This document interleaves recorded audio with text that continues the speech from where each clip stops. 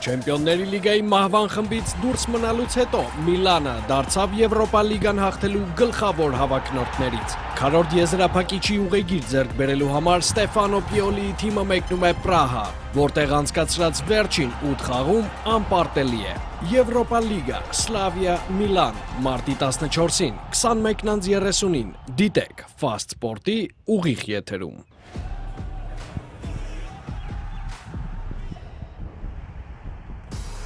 Վելոդրոմում կայացած խաղից հետո Մարսելն ու Վիլյարեալը կհանդիպեն Իսպանիայում։ Էստադիո դե լա Սերամիկայում կկայանա 1/8 եզրափակիչի ամենաուշագրավ